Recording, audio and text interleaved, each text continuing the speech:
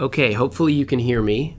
I'm Jeffrey Kaplan. I'm the instructor of this course, and this is this is a lazy screen capture video that I'm recording. Screen capture videos are easy to record and uninteresting to watch, and I promise you, this course does not mostly consist of me, my voice, over some slides or some nonsense like that. There are excellent, high-quality videos that I spent hundreds of hours here. You want to see? Look, like this. Look, these videos, I spent hundreds of hours recording and editing these videos for this course, and they're the ones that teach you the actual philosophy in this course, but for the purposes of going over the syllabus, it makes the most sense to do a screen capture video. So anyway, that's what this is. I'm going to walk you through this course in just a few minutes. All right, we're here on the home page of the Canvas site. Everything is here on the home page. You see this very simplistic setup here on the navigation bar. Everything you want is right here. Also, I should remind you, you shouldn't use the Canvas app on your phone or on a tablet. Never use that. Use a web browser, and go to infrastructure or whatever, instructure. I don't know what it's called. Anyway, go to the Canvas site on a web browser. Here's the home page. When you first get to this home page here, everything's going to be in gray. I mean, in mine, some things are in black, but you see all these things are in gray, gray, gray, gray, gray. If it's in gray, that means you're not there yet. You haven't gotten to that part yet. You have to do all the first stuff first. So when you first get to the home page, this will be the only thing that will be in black. Here's the only thing you can click on. It says click here first. This is where you start the course. You've already done that if you're watching this video. And as you work through assignments, more things will open up, right? So after you've taken this quiz about the syllabus, then you can watch this video and participate in this discussion about what is philosophy.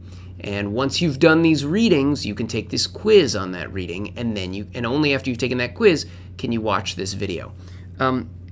That's how this course works.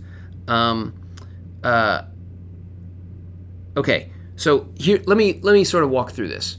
This first module of the course is a bunch of stuff before you get to the actual philosophy. It's just videos. There's nothing you have to read here. You just have to go through all these items, watch this video, take a quiz. Watch this video, take a quiz. All right. Then we get to the actual philosophy. First, there's a reading. The reading looks like this. Or actually, this isn't even a reading. This is a reading guide. A reading guide is a document written by me, Jeffrey Kaplan. That's my name. I wrote it. Me. I'm the instructor of this course. I wrote this document for you. This document defines words that are going to appear in the reading that you're going to see next. The actual reading for this, this reading, which is written by Jeremy Bentham, the actual reading is very difficult. It has some difficult words. You could look those words up in a dictionary, but I have given you the definitions in advance because I'm nice. So this reading guide is a document that you should read first. You should read it before the actual reading. You should read this before you read Jeremy Bentham's Introduction to the Principles of Morals and Legislation, Chapter 1, right? So you read this thing I wrote. It explains to you what you're about to read. It also will tell you that you can skip whole sections of the reading. So then you know what parts of the reading you have to read and what parts to skip. Okay, so you read this first, then you hit next. Then you've got the actual reading. You read this reading, or whichever parts of it the reading guide told you to read. Then you hit next again. Okay, there's a quiz. I've already taken this quiz, and I got a perfect 4 out of 4 because I'm the instructor and I knew all the answers because I made this quiz.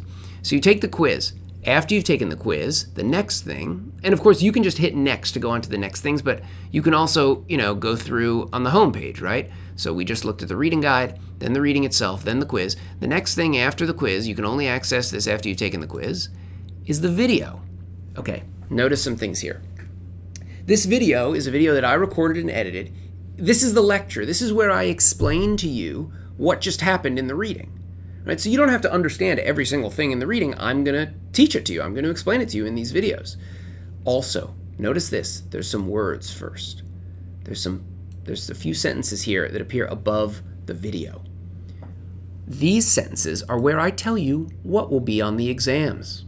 I just tell you the questions that are going to be on the exams for this course. Right? I say the exam will contain 2 questions about this material. Right? So this material about Jeremy Bentham, he's the philosopher that we read first. Right? There'll be 2 questions about this. The first question presents a sentence from the reading and asks you to say which of the 3 sub-theses of utilitarianism is explained in that sentence. Okay, so here's the thing. You have to read this, you have to watch this video, and while you're watching this video, take notes with a pen, or you can type them if you like. Take notes on what you're understanding from this video, and specifically take notes on this, whatever this is about, right? The 3 sub-theses of utilitarianism. I'm going to explain that in this video. When you get to that part of the video, perk up your ears and take notes on that, because you know there will be a question on that on the exam. So take thorough notes, then you're allowed to use those notes during the exam. You're allowed to consult your notes. It's an open note exam. If you have those notes written, the exam will be easy. I teach this course a lot, and I'm telling you, the students who fail this course, they don't take notes on the videos.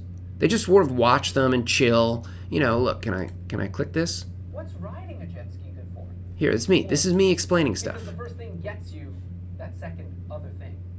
Right? That's me explaining some stuff in this course. Watching a video encourages shallow processing. It encourages you not to think hard about what's going on. If you just watch in a chill manner, you're not going to absorb the material and you're going to struggle on the midterm and the final exam. But if you read these clues that I'm giving you and take notes while you're watching, then the midterm and final will be very easy. You watch the video, then down here it says reply.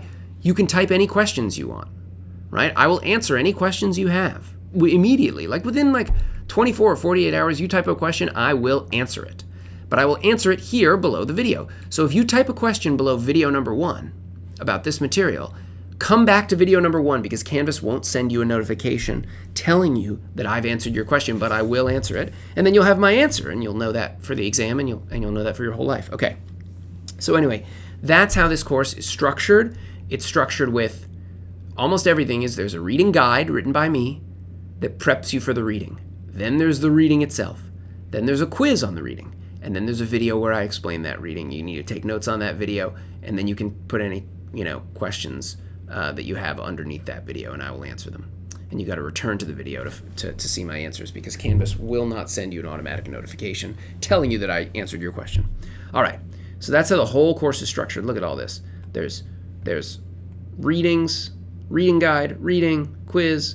There isn't always a reading guide, right? So here there's no reading guide for this reading. It says it right there. But there's almost always a reading guide. Sometimes there's no reading guide because the reading is easy and I know you can handle it. Then there's a midterm exam, more stuff, a final exam all the way at the bottom. Anyway, it's a fully built out course. You can go ahead and take this whole course at as quick a pace as you want, right? I wouldn't go too fast, but you can start and you can get ahead. You can get a few days or even a week ahead. But there are due dates throughout. You can see the due dates on the syllabus page. You've already been to the syllabus page, and you're watching a video that I'm going to embed in this area right here. There's another video you got to watch after this, and then another video after that. Then you go and take the syllabus quiz. Down here are all the due dates. These due dates are the same due dates that are listed on the PDF version of the syllabus. If you're watching this video, hopefully you've already read the PDF version of the syllabus. Come on, load. It's not loading, but there's a PDF version of the syllabus. Hopefully it will load for you. I'm not going to wait around. Anyway, and then there's a grade breakdown. All of these details are on the PDF version. You should have read that already. Okay.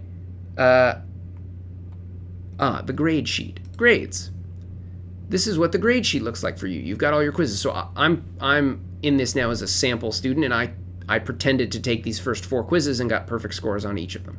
Right? So you can see all your quiz scores, and then you can see your final grade down here. Now, your final grade down here represents the assignments you've completed. If you haven't completed assignments yet, then it doesn't include those, that in your grades. So keep that in mind when interpreting the final grade that's listed at the bottom there. All right, that's this course. That's the basic way that it's structured. Move on to the next thing. Good luck.